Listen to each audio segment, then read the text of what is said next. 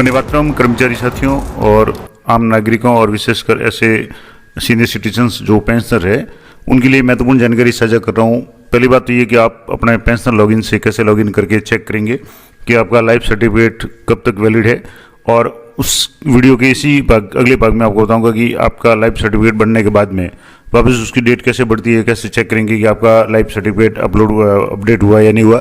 तो सबसे पहले तो यहाँ आपको pensionrajasthan.gov.in IFPMS इस साइट पे आपको जाना है और यहाँ आप जाएंगे तो आपके सामने अलग अलग ऑप्शन आएंगे जिसमें आपको पेंशनर लॉगिन का ऑप्शन है, लाइफ सर्टिफिकेट का भी ऑप्शन है और पेंशनर लॉगिन का। अब यहाँ से जैसे पेंशनर लॉगिन में आपको क्लिक करना है और यहाँ आपके सामने दो तरह का ऑप्शन है, पेंशनर लॉगिन 2.0 और 3.0। अगर आपके बहुत पहले पीपीओ जारी हुआ तो 2.0 में होगा, अन्यथा 3.0 में। अब इसमें पहला काम आपको करना है कि पेंशनर रजिस्ट्रेशन करना है। अगर रजिस्ट्रेशन आप कर चुके हैं तो सीधे ही आप लॉगिन कर पाएंगे। अगर रजिस्ट्रेशन नहीं किया हुआ है तो कैसे करेंगे, उसके लिए मैंने पहले वीडियो बना रखा है, आप जरूर चेक करें।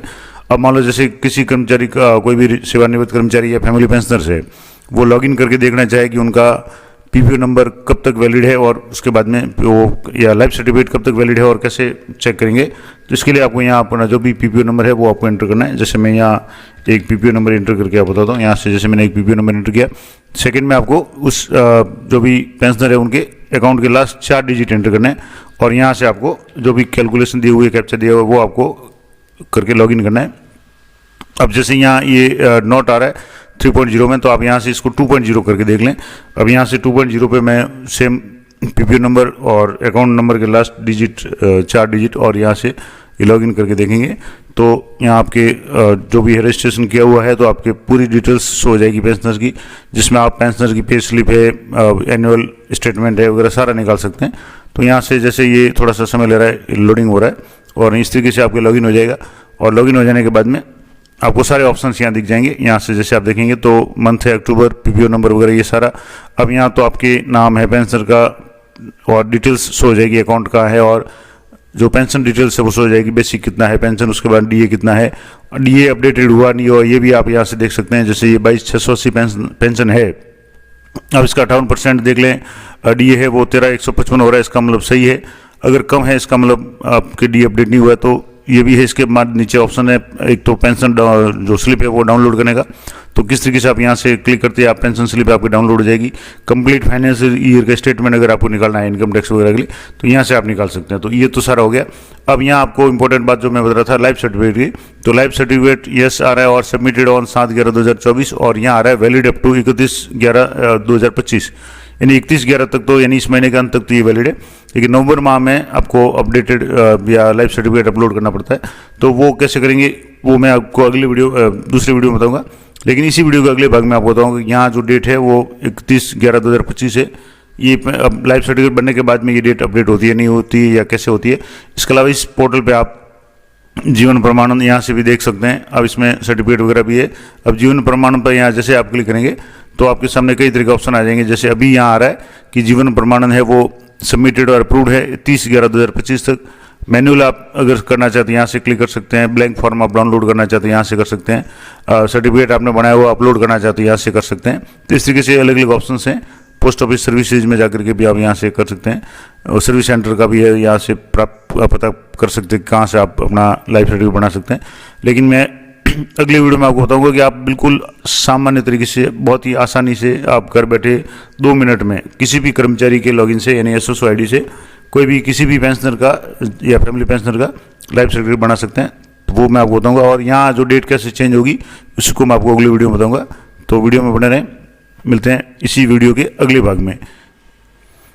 तो इसी वीडियो के अगले भाग में स्वागत है। मैंने आपको बताया था कि मैं पेंशनर का लाइफ सर्टिफिकेट अपलोड करके या अपडेट करके आपको बताऊंगा। जो डेट 31/11/2025 आ रही थी अब कैसे आएगी, तो वापस पेंशनर्स लॉगिन पे जाएंगे और यहाँ जाकर के जैसे 3.0 पे लॉगिन पे करके मैंने आपको बताया था कि यहाँ आपको पीपीओ नंबर और ये एंटर करके आपको यहाँ से कैप्चा एंटर करना है, यानी जो भी कैलकुलेशन है वो एंटर करके लॉगिन करना है। तो अब यहाँ से जैसे ये नहीं हो रहा है तो इसको 2.0 पे करके यहाँ से आप लॉगिन कर लें। और लॉगिन करने के बाद में मैंने आपको बताया था कि पीपीओ नया सर्टिफिकेट जारी करने के बाद में डेट कैसे चेंज होगी।